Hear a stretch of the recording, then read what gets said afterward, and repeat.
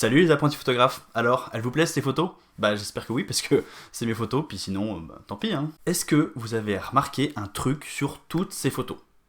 Ce sont toutes des photos vivantes, des photos dans l'action, des photos avec des gens dedans, avec des êtres vivants, des photos qui montrent des humains. Vous pouvez retourner les voir, hein, sur toutes les photos il y a des humains. Et même si vous allez voir sur mon site, sur mon Insta, bref sur tous mes portfolios en ligne, vous verrez que 95% des photos que je prends en voyage, il y a des humains dessus. Mais pourquoi quand je voyage, je fais essentiellement des photos de gens? Tout simplement parce que je considère que l'humain c'est quand même le cœur de mes voyages. Globalement, où que vous partiez sur la planète, enfin à part si vous allez bien sûr en Antarctique, mais c'est assez rare, tous les autres pays, vous allez visiter des pays qui sont des pays habités. Donc quand vous allez visiter un pays, vous allez y pour découvrir une culture, la culture qui est créée par les habitants de ce pays, vous allez découvrir une gastronomie, de la nourriture, tout ça c'est cuisiné par des gens, tout ça ça a une histoire, toute cette histoire elle est reliée aux habitants de ce pays. Vous allez rencontrer des gens, vous allez même en croiser tout simplement dans la rue, vous allez discuter un petit peu avec... Bref, vous allez rencontrer du monde, et c'est ça le voyage en fait. Le voyage pour moi, c'est pas s'enfermer à l'hôtel, et aller faire une visite, et s'enfermer à l'hôtel de nouveau. Le voyage pour moi, c'est s'immerger dans une culture, voir du monde. Et donc les gens que je croise, les gens que je rencontre sont une part importante de mes voyages,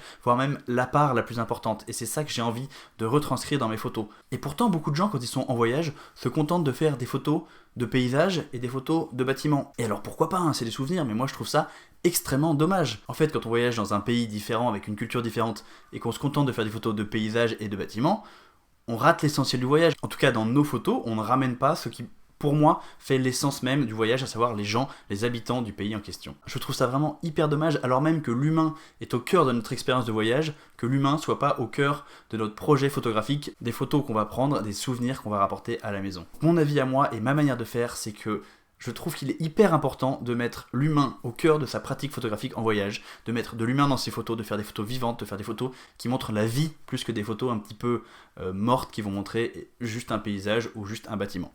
Ça ne veut pas dire que ces photos sont forcément mauvaises, elles vont juste raconter autre chose et je trouve que c'est dommage de s'en contenter. La vidéo d'aujourd'hui n'est donc pas une vidéo de tuto, c'est une vidéo très rapide pour vous annoncer les ouvertures des inscriptions à ma formation La photo en voyage. Les inscriptions réouvrent jeudi prochain, donc jeudi 8 octobre, et resteront ouvertes une semaine. C'est une formation sur laquelle je travaille depuis plusieurs années et j'ai ouvert une première fois les portes de cette formation début 2020 et donc j'ai déjà toute une promotion qui a terminé cette formation. Et comme ça leur a beaucoup plu, j'ai décidé de proposer à une nouvelle promotion de suivre cette formation. Alors, cette formation, qu'est-ce que c'est et à qui elle s'adresse? Très rapidement, cette formation, c'est une formation pour vous aider à faire de meilleures photos de voyage en remettant l'humain au centre de votre pratique photographique. Donc on va parler de photos de voyage, mais plus particulièrement on va se concentrer sur faire des photos des gens en voyage. Parce que comme je viens de vous l'expliquer, je trouve que c'est hyper important de remettre ça dans nos projets photos qu'on fait en voyage. Et donc c'est vraiment là-dessus que j'ai axé ma formation. Après bien sûr vous avez le droit de vivre vos voyages de manière complètement différente de la mienne et d'avoir une pratique photo qui est également complètement différente de la mienne et il n'y a aucun mal à ça. Il faut juste que vous compreniez que c'est pas dans la formation que je vous propose aujourd'hui,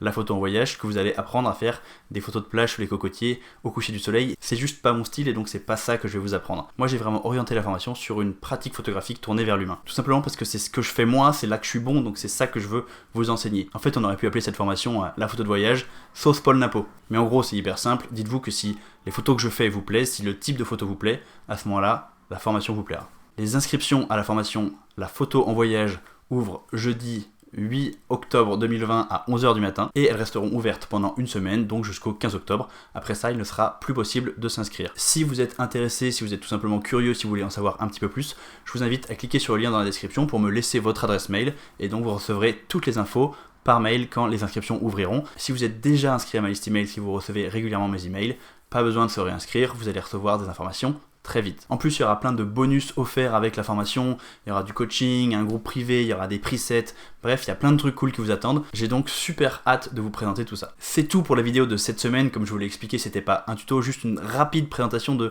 ma manière de travailler en voyage et de ce que je vais vous apprendre dans la formation La photo en voyage. On se retrouve la semaine prochaine pour une vidéo un petit peu plus orientée tuto, on se retrouve un petit peu avant ça pour ceux qui vont décider de suivre la formation. Et en attendant, bonne photo, salut!